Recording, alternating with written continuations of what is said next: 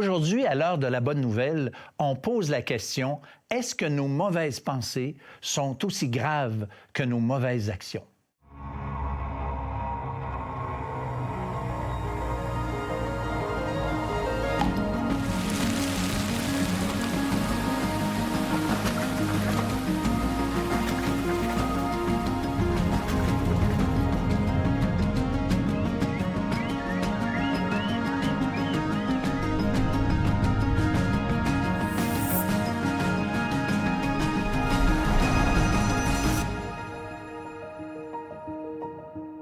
Alors, on poursuit notre série télévisée qui a comme thème « Le monde à l'envers selon Jésus ».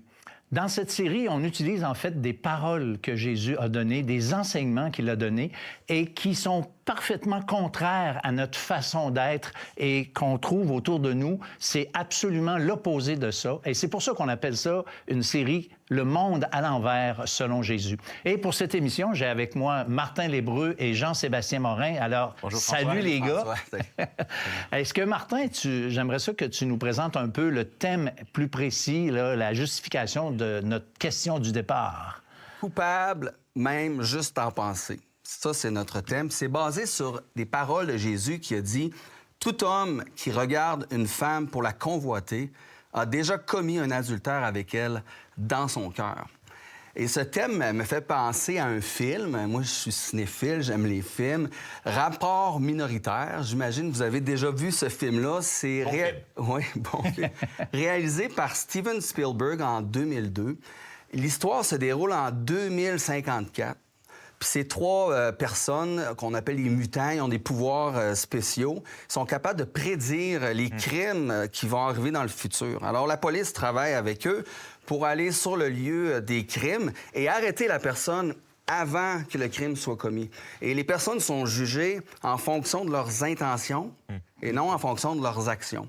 Alors, on se pose la question que tu as dit en ouverture d'émission. Est-ce que nos pensées mauvaises sont aussi pires, justement, que nos actions mauvaises?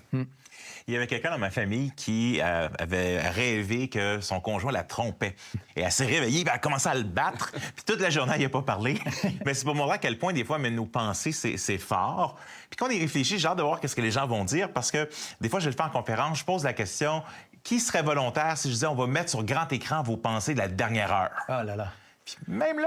Il y a une petite gêne, hein? Oui, il y a une petite gêne. Bien, c'est ça. Écoute, c'est une bonne question, mais on aimerait savoir ce que vous en pensez. Alors, on a été dans la rue, comme à chaque émission, et on a posé la question, tromper en pensée, est-ce que c'est aussi pire que tromper dans les faits, ou pour de vrai? Ben, c'est moins grave parce que tu commets pas l'acte, tu sais. Je pense que... Je veux pas, c'est peut-être aussi dans la nature humaine de penser à ça, même si c'est pas correct, tu sais. Fait que... Moi, je dirais que c'est moins grave. Oh, c'est une question d'éthique, ça.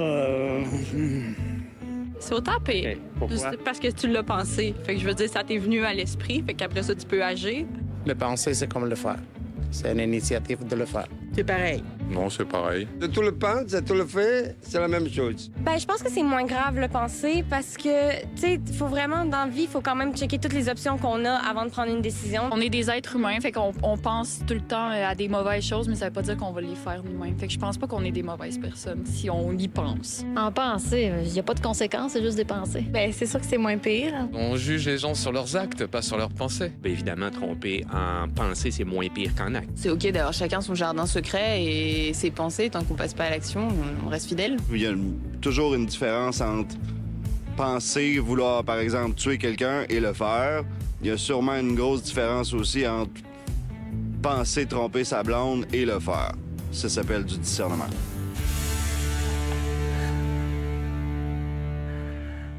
Alors, il y en a un qui a mentionné, en pensée, il n'y a pas de conséquences, Martin. C'est vrai. Je suis d'accord un peu dans le sens qu'il n'y a pas de conséquences nécessairement immédiatement. Si je trompe ma conjointe, mais je brise pas. Si je trompe pas, juste en pensée, je brise pas de couple, je brise pas la famille. Donc, il n'y a pas de conséquences immédiates. Mais il faut penser au futur un peu. Je pense qu'en fait, tout le monde, on le sait, que les pensées créent. Alors, plus qu'on pense à quelque chose, plus qu'on a des chances éventuellement de le faire. Puis il y a aussi que Dieu, dans Proverbes, ça dit qu'il hait les pensées mauvaises des hommes. Alors, quand on a des mauvaises pensées, il y a des conséquences immédiates parce qu'on déplaît tout de suite sur le champ à Dieu quand on a ces mauvaises pensées-là. Clairement. Moi, je suis étonné d'une chose dans le Vox Pop, c'est comment que les gens pensent le penser puis le faire, c'est la même chose. J'étais surpris de voir autant de personnes qui disaient ça.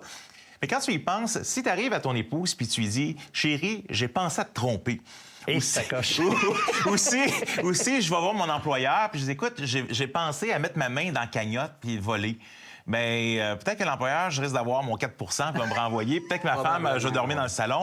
Mais pourquoi? Parce que, à quelque part, même avouer qu'on a ces pensées-là, c'est comme dire, il y a quelque chose de pas correct. Puis aujourd'hui, on peut le faire, tu sais, il y a la réalité virtuelle. Tu peux tout faire aujourd'hui, même sans impliquer une autre personne. Tu peux tuer, torturer, voler, sans même... mais ça se passe là-dedans. Mais ce que je trouve intéressant, les psychologues nous disent de plus en plus que, par exemple, même la pornographie, ils vont voir ça comme quelque chose de néfaste, puis qui a vraiment un impact. Fait que nos pensées puis notre jardin secret, bien, je pense que c'est pas mal plus important que qu'est-ce qu'on peut le penser. C'est clair que, tu sais, dans le... Quand on pense à des choses, ça veut dire qu'il y a quelque chose en dedans de nous qui est méchant, qui est mauvais. Tu sais, je veux dire, on n'a pas des mauvaises pensées parce qu'on est pur à l'intérieur, c'est bien évident, tu sais. Et puis moi, j'ai vécu à un moment donné une petite expérience. J'avais un examen avec sédation. Et puis, quand j'attendais, et puis il y a un monsieur qui est sorti de son examen, puis il y avait des propos vraiment déplacés à l'infirmière, je vais le dire, sexuels carrément. Et là, moi, je trouvais ça bizarre que l'infirmière, elle disait rien, puis elle réagissait pas. Et j'ai posé la question, j'ai dit, pourquoi vous vous laissez comme ça, donner des propos déplacés?